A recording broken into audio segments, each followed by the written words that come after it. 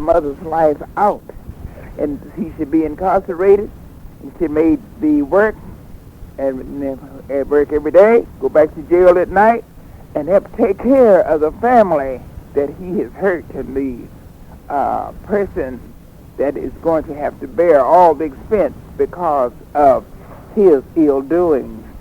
And I know in my first case they let the man out, and it did not help him because he beat up 2 more people, and he's incarcerated now because he has beat up another lady. He should have been kept in prison when he killed my daughter, but he was not, and made work and take care and give money to take care of his kids. And people would stop killing when they find out, if I kill somebody, I got to go to jail and I'm going to work. Don't tell me they don't have some jobs there for them to do, because there's laundry there to do, there's a kitchen there to be done, there's a yard there that can be maintained. And they can put them on the highways and clean up the highways so we can have beautiful looking highways like I saw when I was over in Europe. They all had something for them to do. We didn't have a lot of grass going down to the highway because they had somebody out there trimming the grass, and so there's a lot of work that you can make those prisoners do. Then take them back and let their home be a prison. Then they will say, oh no, I'm not going to kill anymore, because I don't want to have to get out there and work rain, hail, sleet, or snow to take care of somebody. And I want my freedom.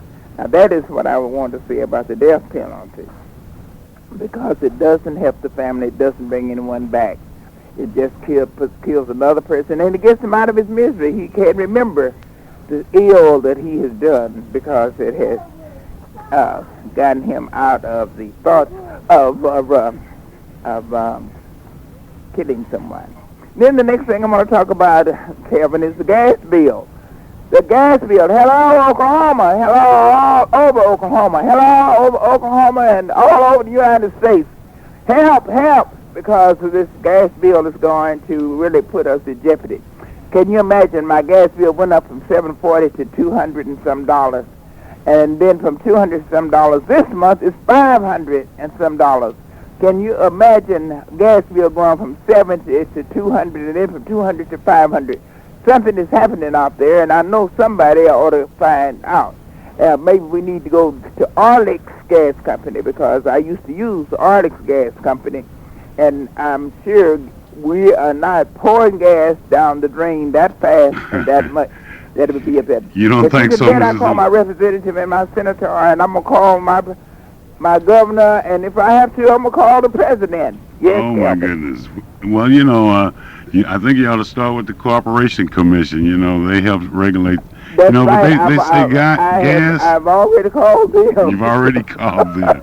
You know. So I haven't left anything unturned, Kevin. I know they said, what is this lady called for? But now I know they should know it.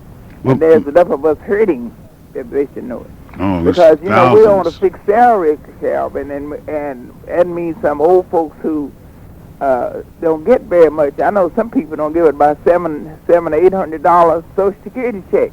And if their gas bill is going to be like mine, they're not going to have any money to live on, to buy groceries, just to pay the gas bill. No light, no water. We haven't seen nothing yet, I do believe, because I don't anticipate the gas bills going down, and I know that the way they're saying, especially after the inauguration, we got about 3 hours. We got a new president coming in, and he's from a gas-producing state. No telling what might happen here. But well, if we're trying to help him with bills, I need to know that, because this is ridiculous to put our gas bill to go that high from 1 month to the next month. Mm-hmm. And I saw it, too, on the TV. A lady's gas bill was nearly $77, and they went from that price up to $200 some dollars. But now we need to take a look at it, because people are tired, Calvin. We work hard, and people on fixed income are going to be hurt. Well, the politicians work hard. The politicians work hard. The gas company representatives work hard. We all work hard. The people who's buying their product. Buying their product, they work hard too. That's right. I'm talking about the consumer. Yes, ma'am. Okay, that's my number 2 thing. That's number 2 so there. My governor, All right. All right. Because I think the gas bill is going out of sight. Well, what about the Walnut Street Bridge, Mrs. Hunter? That's my third That's thing your that I want third to talk thing? about. Okay, is tell me the about Walnut Street what do you Bridge. think we ought to do on that? I'm sure when we was in the parade and you walked across the bridge, you saw what a beautiful bridge it was.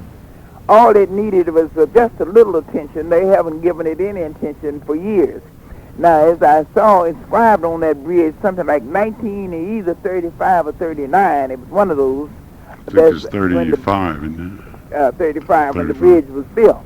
Now, if we just give it a little tender love and tender care, it could be a beautiful bridge. Now, just from the 30s, and this is the 90s, the 2000 year. And what have we done to help it? If you didn't fix your doors when the screws came out, your doors would fall down.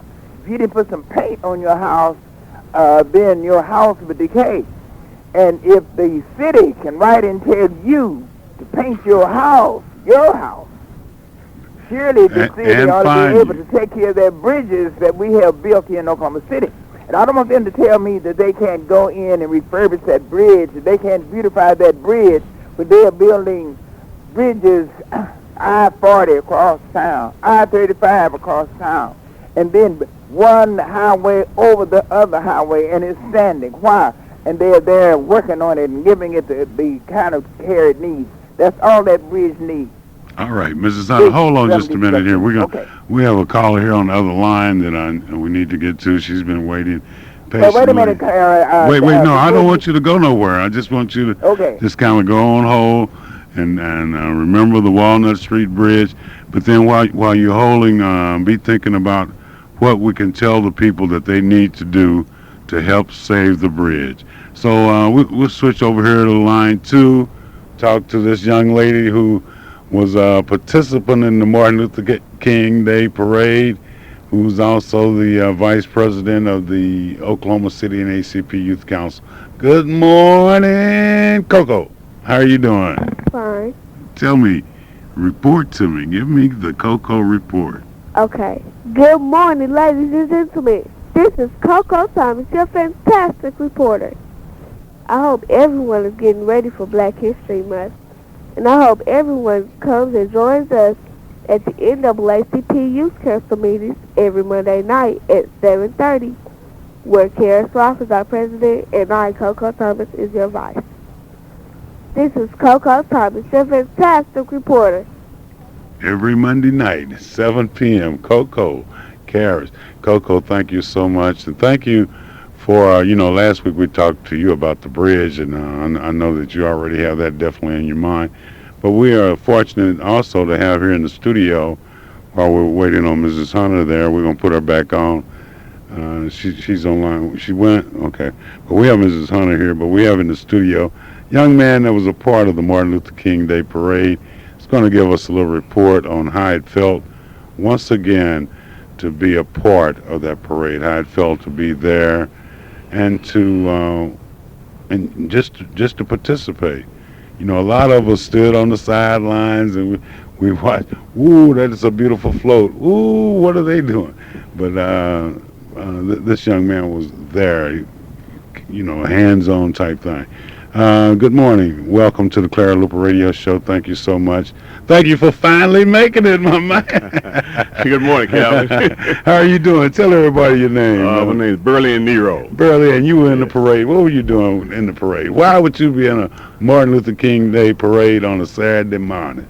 Well, I was there to support my youth and support Martin Luther King. I'm a advisor from the Oklahoma City NAACP Youth Council. And I had me and my youth there. We were there with our banners, leading the parade along with Roosevelt Milton and the rest of the NAACP members, because it was a joyous occasion to be there to support my youth. And I just love the opportunity to be there, A lot of people that wanted to be there that couldn't be there. But I had the opportunity to be there and share with my youth and walk with them. All right. Mrs. Hunter? Mrs. Hunter is back with me.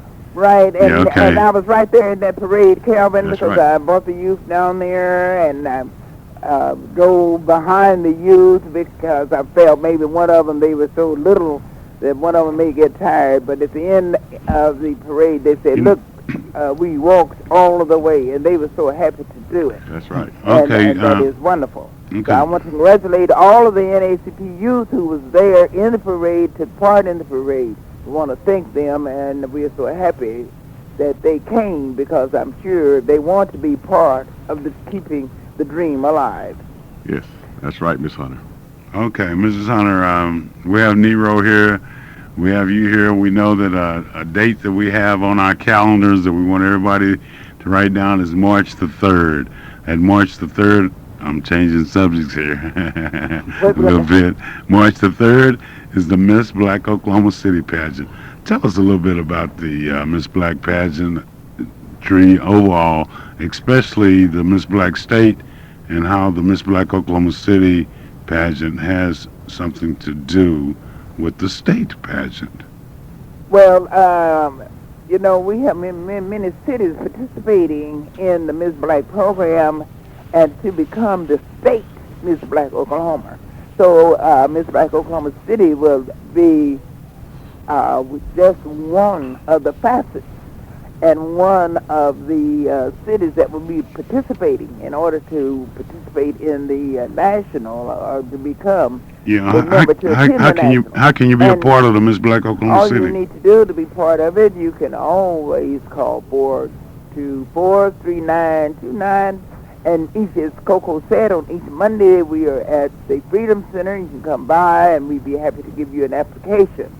And if you're between the ages of 17 and 17 and 27, oh boy, I'm going to put 7 and 7, you may be a part of this and participate. And you know, Kevin, it's a wonderful experience, and I've been there for a long time because I enjoy working with the girls. I enjoy seeing what the girls are when they arrive and looking at what they are when they leave. Right. Because it is such a tremendous improvement, and the girls are happy with themselves, and they'll call us and say, this is the best thing that could have happened to me. I'm so happy that I got it, that not only did it improve my poise, my posture, but in my speech and my own look in life and my attitude, because I had a chance to meet others in the community, others that was across the state, and I found that attitude is one of the best things that you can have to make a success in America. Now, Kevin, you asked a few minutes for what we could do to help save the bridge, the Walnut Street Bridge. Hello, Kevin. Yes.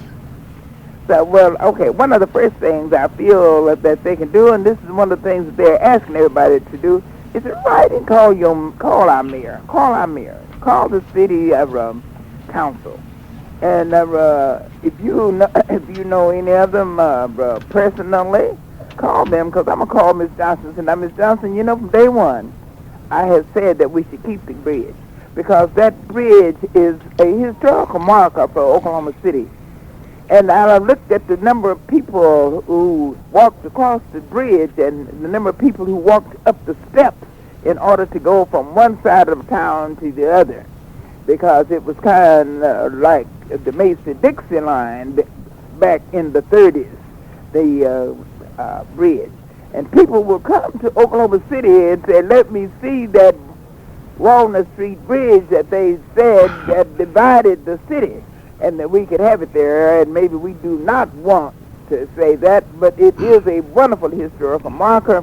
It's something that people want to see, and that bridge is a beautiful bridge. I have pictures of it, and you don't believe it, you go down there and look at it. Mrs. I must Hunter, say that it hasn't been taken care of, and that's because of our city didn't do that. Yes, Calvin. You know what we have to do? We need to call our city council person and let her know our feelings. I know she listens to the show regularly, because everybody listens to the Clara Luper radio show every Saturday morning, 9 a.m. to 10 a.m. here on KTLV. We need to let her know our feelings. Encourage your people, read the news, listen to the radio, and go to the meetings, and let them know, no, we want to maintain the bridge. Okay. I know they haven't thought about a very big wall that at the end of the street, and then when you go there, you're going to be against the wall instead of going on across to go downtown where you want to go. you will be, we will be having a wall there. Okay, Mrs. Mrs. Hunter. I have Ms. Matthews on my mind because of something Yeah, else because Ms. Matthews walked that bridge. Ms. Matthews She's walked she walked over that bridge. And she and Bosie Walker, they love that area.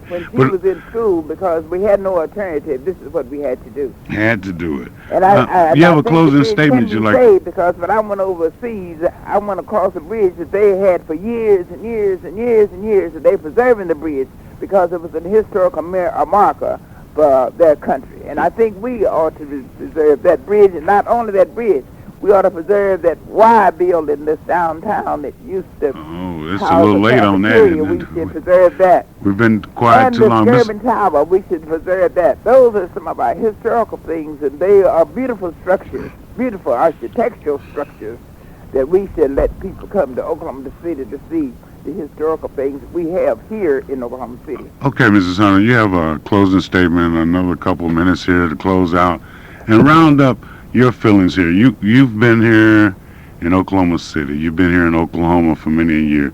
You've seen the changes that we're going through with the, particularly on the death penalty, particularly on our outlook toward violence, on particularly on our outlook on where we're going in civil rights, and where the young people, where those of us who are older than the young people, where we're going.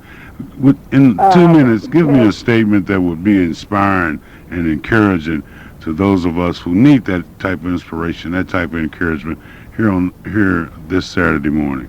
Well, the thing that I really would like to encourage is that our society, we need to show more love, and we need to go, really, we need to go to church.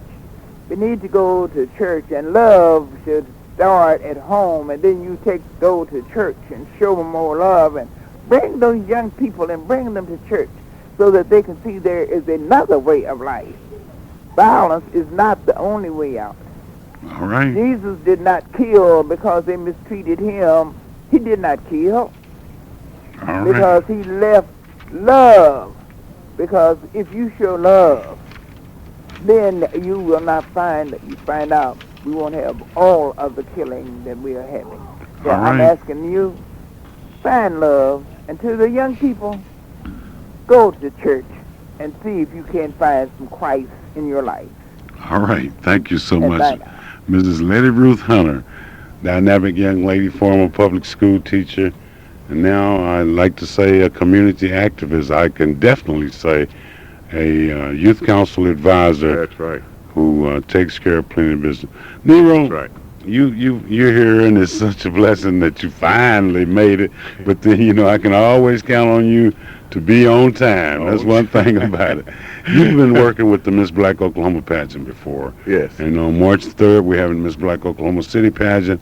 But you've been on the state level. What has been some of the highlights or some of the things that you'd like to say quickly about the Miss Black Oklahoma pageant and your feelings about the Miss Black Oklahoma pageant and the escort program that you've helped develop? Okay, tell me about it. That's my main thing, the escort program, the young men. I've been on the committee with staff members for about 5 or 6 years now, and I've seen a great potential there, from the city pageant until the state pageant. How the growth of our young people and getting along with each other, learning how to get along, and how they mature. And I've seen them come back to and say what a blessing the pageant has done for them, and teaching them how to get along in everyday life along with their fellow man. And it's really a great privilege and an honor for me to be there to watch the young children, the young people mature, the young men and young women. But in order for my young men to participate, they have to have discipline. That's one thing, discipline. And it's something you have to do with young people. You have to meet them where they are. You can't look down on them and talk about them and go on. You have to meet them face to face, no matter who they are. Each one of them are individuals. And I try to meet each one of them where they are and develop. Well, the escorts have a particular job they have to do during the pageant. That is to escort the contestants yes. and the pages. That's right. That's it. So if your young man is, how old do you have to be? What's the limits on that? Oh, really? They could be as young as 3 years old. 4 years old. Man, okay. Yeah, I mean, we start out early and on up, and the contestants really, they can bring their own escorts, but we really, inquire, like for them to be a member of the NAACP, and, but they can start as young as 3 until you're 3, and how old you want to be, But that's not compulsory. We don't, we in the Miss Black Oklahoma pageant, in the Miss Black America pageant, Yeah. there are rules and regulations that we have to go by. Right, and right. we do go by. But if you're interested in having your young man, your youngster, to be a part of the Miss Black Oklahoma pageant, here's one number, 424-3949. And another number is 737-4402. All righty. That's my phone number. Sit tight, hold right. tight. What's the number again? My phone number is 737 737 44 4402. Or either 424-3949. Let us know that you're interested. And if I'm not there, just leave a message. March the 3rd, Miss Black Oklahoma City pageant is coming up. This has been a very trying week, and I don't know if you can feel it out there in the feelings that we have here. We've lost some great friends this week, and who have been funeralized. Their services are today, particularly starting with Brother Carruthers, John W. Carruthers, young man that was active in the YMCA program back when, there was nothing but a bunch of little black kids running around with nothing to do. John Carruthers took his time out from Tinkerfield there, gave willingly of his time, gave willingly of his money, taught us a lot. Brother Carruthers, and to the Carruthers family, I want to say thank you to the family for allowing him the opportunity to touch so many of our lives.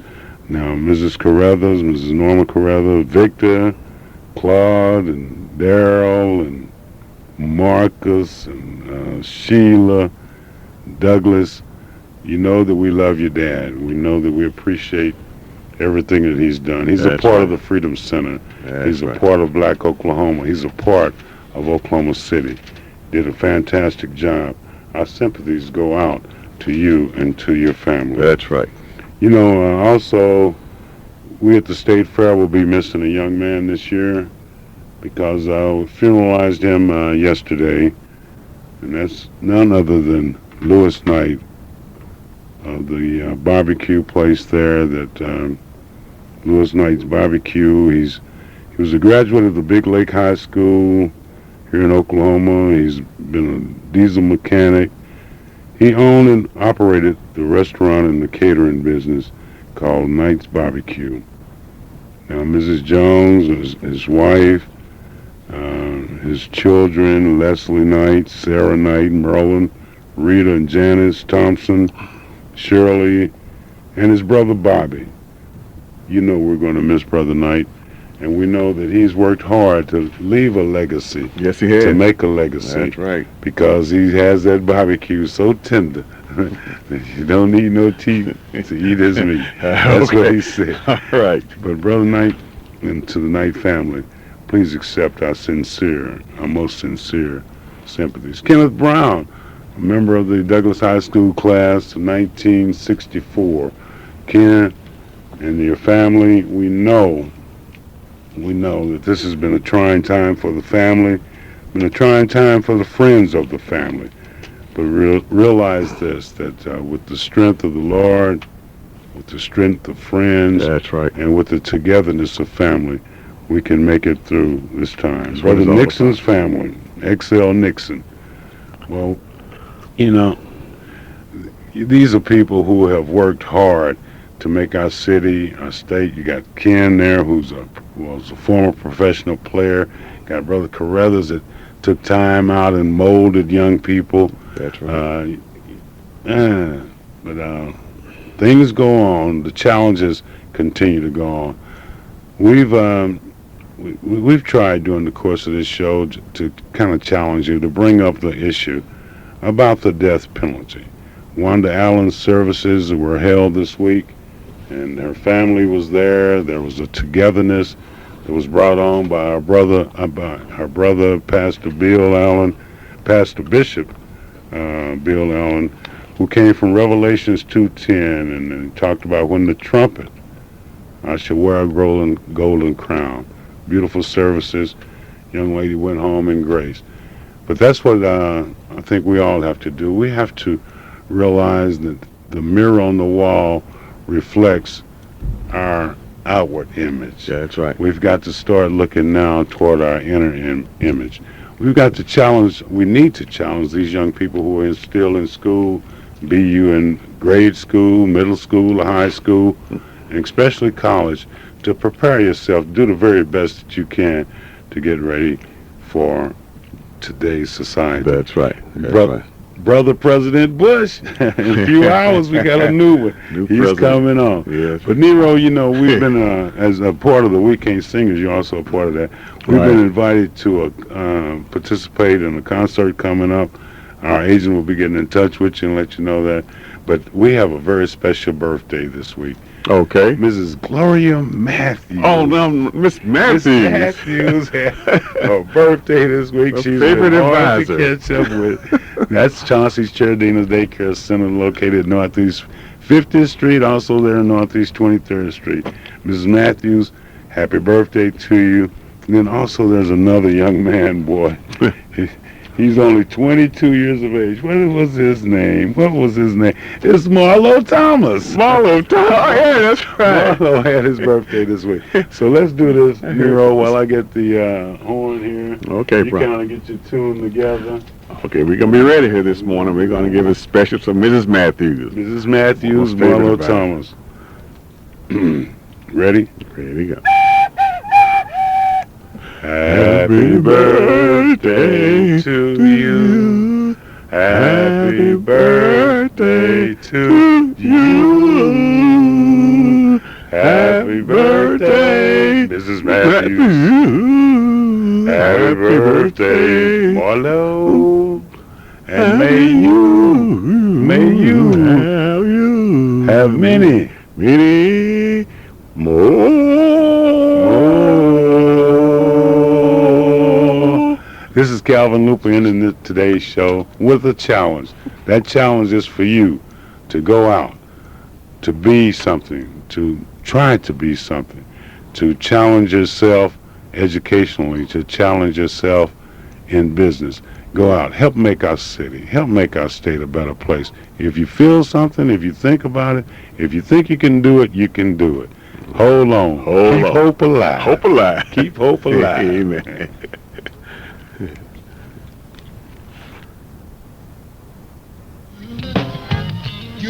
We'd like to thank each and every one of you for tuning in to the Clara Luper Show. Join Sister Clara Luper here each and every Saturday from 9 until 10 at your #1 gospel station, KTLV.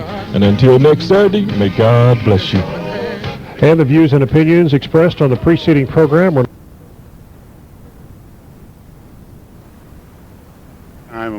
morning that you've looked forward to. This is a very blessed day. This is the day that we are here once again. This is the Clara Luper Radio Show, live and in beautiful color here at KTLV, where we have some exciting things that will be going on. We got some good things lined up. We got some great things ready for you. And most importantly of all, we are glad that you are a part of this, the Clara Luper Radio Show, on this Saturday morning. Got a new president coming. Got a new attitude coming. Will it be a new America? We know that things will change. We know that things will be changing, and we're looking forward to those changes. What role? What will you do? What will we do? How can we do what we need to do? Hey, one thing about it, here on the Clara Luper Radio Show, on this Saturday morning, the Saturday morning of all Saturday mornings, we know that we're going to have a good time here because we have something queued up over there that we're waiting for all of you to be a part of. We want you to call that friend, call that neighbor, and invite them to join with us as we listen to this great selection that we've chosen especially for you. Let's go now. It is that time. I know it is. Looking forward to seeing you. Leo's is looking forward to seeing you. Gates Barbershop is looking forward to seeing you. Tom's Barbecue also. We're also a hometown IGNA and Discount Carpets. We are going to make sure that this show you remember forever. Hey, one thing about it, when we were hoping and we anticipate hearing maybe from Mom, from Clara Luper, because of the fact that she is still out of the United States. And I think that around this time, she's probably in the air coming on her way back to Oklahoma City. Mom has been in Pauley. She's been in Saipan. She's been in the Marion Islands. She's spoken many a place. But all the while she was there, she's had Oklahoma. She's had Oklahoma City on her mind. So I anticipate getting a report from there. So we will continue with this radio show. There are some items that we want to talk about. We want to remind you of what we talked about last week when we mentioned the Walnut Street Bridge. Now, this is a bridge that we have to do something about. Hopefully, during the course of the week, during the course of the Martin Luther King parade, you had an opportunity to see the bridge. You had an opportunity to read about the history of Oklahoma and to understand that this bridge is very important to all of us. We've heard that the city council person that represents our ward, Ward 7, has said that she hasn't gotten any response from those of you out there. So during the course of the radio show today, I want you to write this number down, 672-1220. I want you to be ready to call back and to talk with us not only about the bridge, but about certain other things that we will be bringing up during the course of the show. We want you to write down that date, March 3rd, March 3rd, March 3rd. Seems like a long time away, but on March the 3rd, we will, yes, indeed, we will be telling you what will be happening on March the 3rd. But right now, I have this song that I've queued up, that I waited on, and I know that you're waiting on it, and I want your friend, your neighbor, get that pen ready, get that paper ready, and most importantly, you be ready and be a part of this, the Clara Luper Radio Show. We got some good things happening. Hang on in there.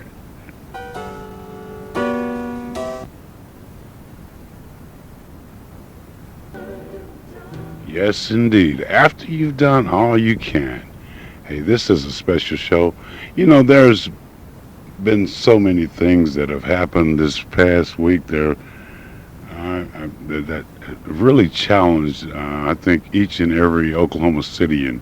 You know, be you a member of Fifth Street Baptist Church, be you a member of whatever church that you attend, and I hope you attend some church. There have been some incidents, there have been some things that have brought it close.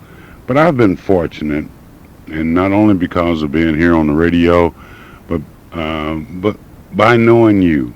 I've had an opportunity to meet a young lady that has brought an issue that we all are aware of, that we'll soon be more aware of, and she's brought it home to me.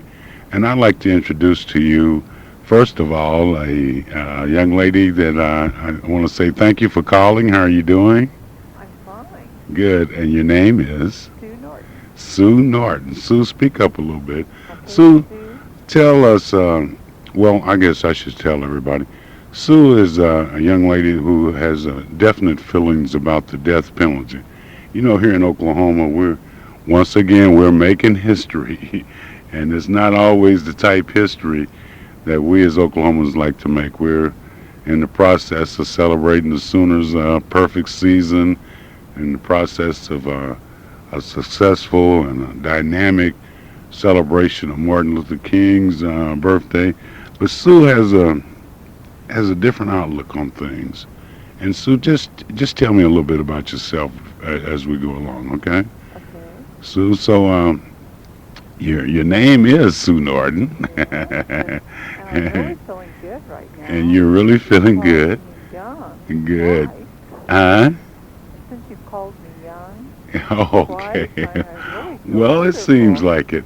I had an opportunity to meet Sue during the demonstration that was held on behalf of Wanda Allen there when there were people in jail. There were people also that were outside the jail facility that were willing and that were able to take the people who had been arrested home or wherever they needed to go. Sue was one of those persons. While we were sitting there in the lobby, I first overheard her talking about some of her experiences, and then I had an opportunity to really talk with her. And I want to share that with you. Sue, tell us a little bit about your feelings about the death penalty here in Oklahoma and the national death penalty. Well, Calvin, I definitely am against the death penalty.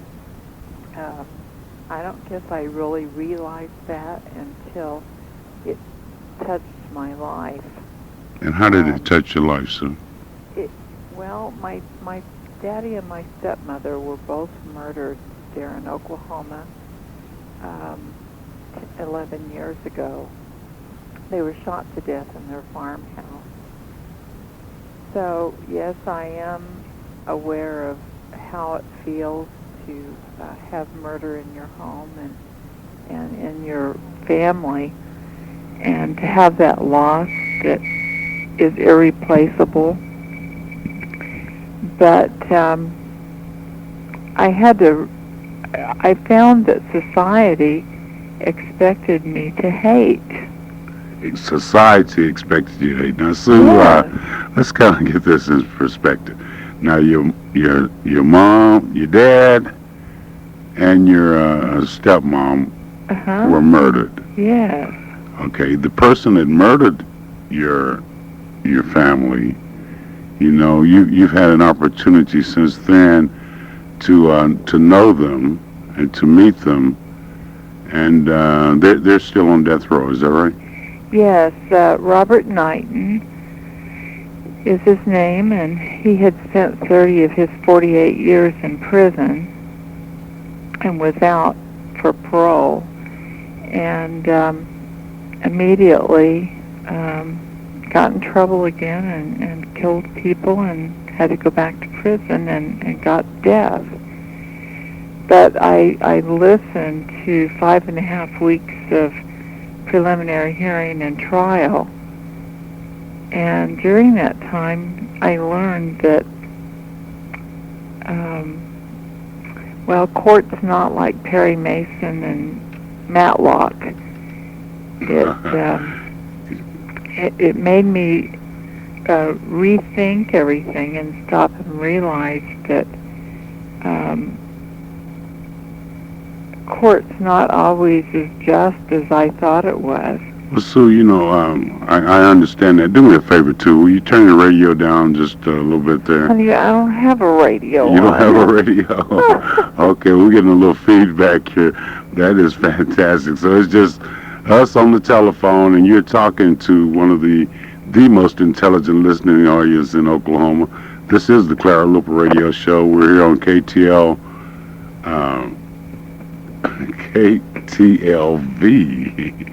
AM, and we want you to tell that friend, tell that neighbor that we are talking with Sue Norton. Sue is a victim. Would you call yourself a victim, Sue? Definitely. Okay. Would you would you call yourself a Christian, Sue? Definitely. And with that victim and the Christianity tie-in together, you know, you've made some outstanding moves since that time. You've been a part of a movement about the death penalty. Now, those, you know, some of us, we hear about it and we read about it, but it has never directly affected us. Now, how could you find room in your heart to, should I say, forgive the person that killed your parents? I don't know. You don't know. The only thing I can tell you is that it's a God thing. I prayed and asked God to help me because I did not understand what was going on in my life. I was always taught not to hate, we really got in trouble when we were kids. Well, that was prior to this incident happening, though. Yeah. Yeah. And when I got into this incident, then everyone was saying hate, that it was okay, and encouraging me to hate, and it didn't feel good. I had a heavy heart, and I was so depressed, and I really felt bad, and then I felt like a betrayer, because if I forgave this man, then that meant that it acted like I didn't love my daddy and my stepmother. Okay. So, I was being torn, and finally I prayed and just asked God, what am I supposed to be feeling? Help me. Well, so And in the night, I woke up, and the first thought that came in my mind was, Sue, you don't have to hate BK. You could forgive him. My goodness. Now, Calvin, I don't know about My you. goodness. No, and I'm listening to you, and I'm remembering the conversations that we've had. And I know that not only have you forgiven him, but you've taken your feelings, and you've gone all the way through. And you're definitely an advocate against the death penalty.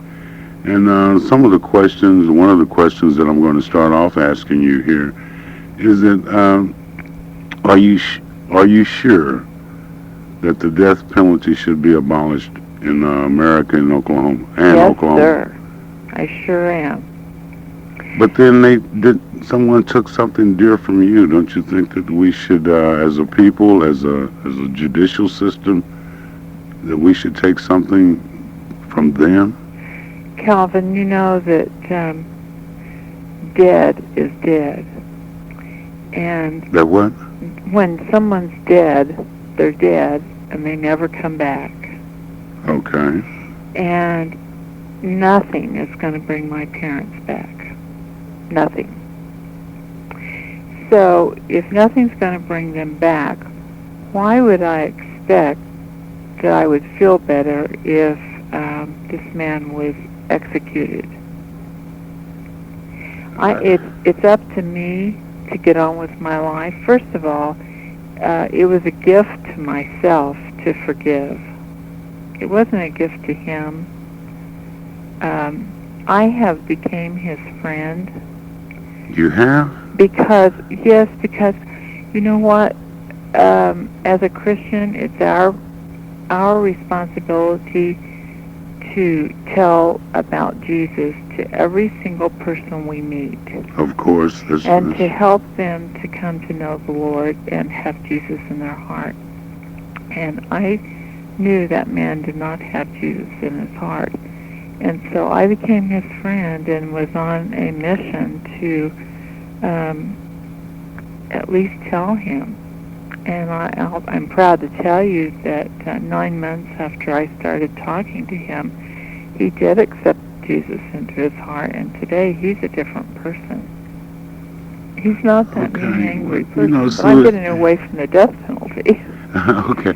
Well, so it still doesn't quite fit with me. Now, I think in terms of, we have the McVeigh. We just finished with the execution of, what has that been so far, 4 people here in the state of Oklahoma. Yeah. And I know that during each one of those executions, you have been visible. You made your feelings known. Aren't we missing something here? I mean, aren't we? Shouldn't we have the eye for an eye, the tooth for a tooth thing? I know you're against it, and I know it's a redundant question, but I still can't get straight in my mind how you can forgive someone who has taken something dear from you, and then you will allow them to live, no matter what has happened to them after they've been incarcerated, after they've had time to reflect and reflect and reflect about it. And yet you've not only that one person, but you've taken it to people that you don't even know.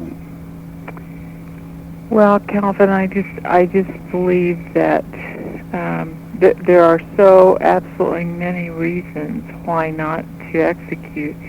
But from the religious standpoint, Jesus has told us over and over to forgive, and the woman at the well, he asked where her accusers were, and they fled, and he forgave her and sent her on her way, saying, "Go and sin no more." And I don't think that these people should be out on the street. Don't ever think that I'm advocating that. Well, I don't want them to have a chance to hurt anybody. But I don't want their blood on my hands. Okay, well, what about those of us who are, that have not been per se victims, but then don't we have a responsibility to make sure, like we're paying our tax dollars to keep a guy alive and feed him and clothe him that has done serious damage to you, to your family, has brought distraughtness and anger and upsetness, and no telling what other things have happened in your family because of that incident. But what would you recommend, or what would you suggest that we do who aren't really victims? How can we help the guy that, say, perpetuated the crime and or the victims? Or is there any... I don't know. I just... Well, I want you to tell I people. think just advocating just for them to be put in prison and left there is a horrible, horrible way to have to pay for your sins. What other remedy would we have? Yeah. What remedy would we have? If these people were having to work, I think that we as a society would feel better about the fact that at least something's coming back into our tax dollars. There's money coming back. At least they're paying their way. And I think that's one of the things that our American society gets kind of confused, because they say, well, I don't understand your theology, your mindset on this. It costs $3 million to execute someone, but it only costs $1 million to keep them in prison. Why don't we just kill them right straight off and be done with it? Right, and that is a thought. That is a thought Calvin, when we look at the financial end of it. Let me ask you. Okay. If it were your son that was convicted of a crime and given the death penalty, wouldn't you do everything you could to fight to keep him from being executed? I would like to think that I would. I would like to think that I would. But if he did something that I thought was so detrimental to the rest of society, I don't know. I really don't know, and that's the perplexing question. You would want him to be punished, just like you punished him as a child, but you wouldn't want him to die at the hand of someone else. But if he took someone else's life? I wouldn't believe it. Oh, okay. Hey, well, I wanted you to be a part of the Clara Luper radio show, and your ideas and your the strength that you have, I felt was just fantastic to be able to forgive someone who has done some hurt to you and to your family.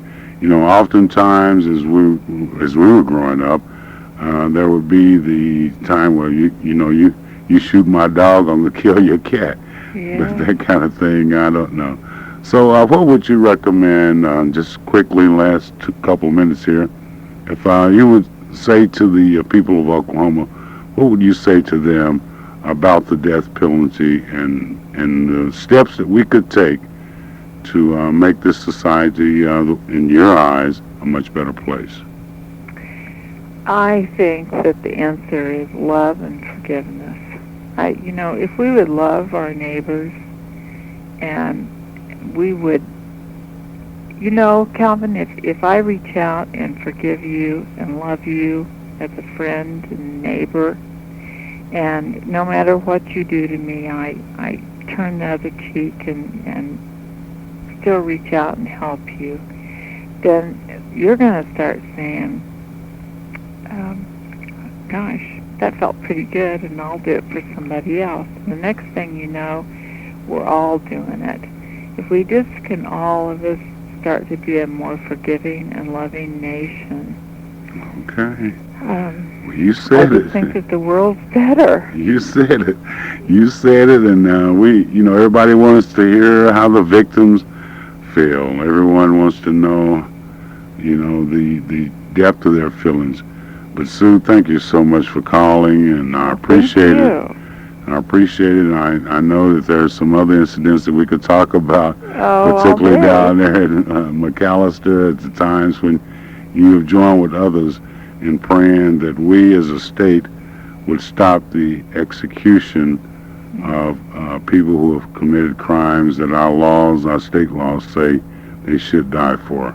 Yeah. But you've proven, and you are a living example of how strong a heart can be and how strong the religious atmosphere has to be to make things better for those people who have made a mistake.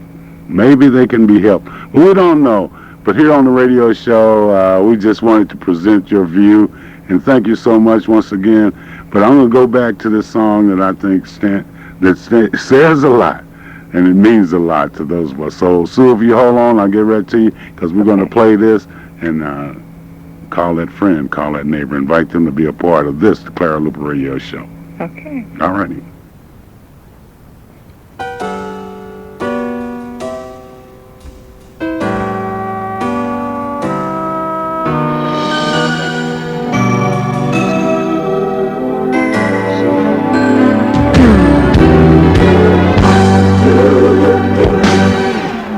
When you've done all you can, and it seems like it's never enough. And what do you say when your friends turn away? You're all alone, all alone. Tell me, what do you give when you're giving your all, and seems like you can't make it through?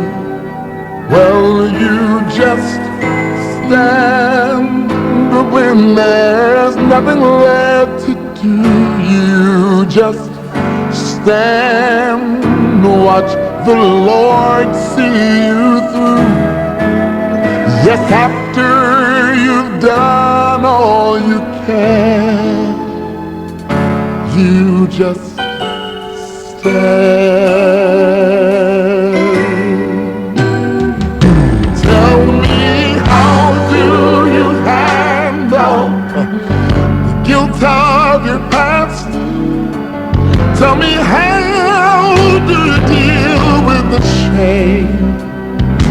And how can you smile while your heart has been broken and filled with pain, filled with pain? Tell me, what do you give when you've given your all? That's right. What else can you do but forgive? What else can you do? Sue told us. I know that to many of you that were listening, that might have been very difficult. You wonder where we were going with that conversation. But I was wanting all of you to understand and to know that there are people out there that are victims who have been able to forgive. We'll talk a little bit more about that, but we have a special caller on the line. It's 9:30 on a beautiful Saturday morning. By now, you got to have that pen ready. You got to have that paper ready.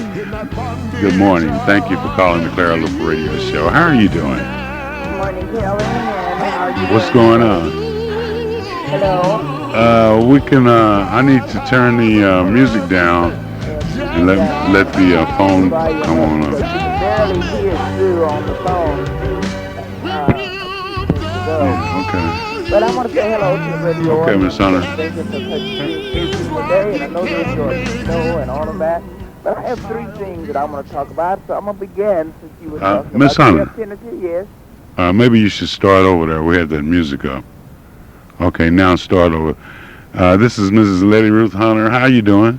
I'm doing nicely, and I want to say hello to the radio audience, and I know they enjoyed the snow. However, we still have a little snow larking around, but this is a beautiful sunshine day today. And I wanted to talk about three things of that.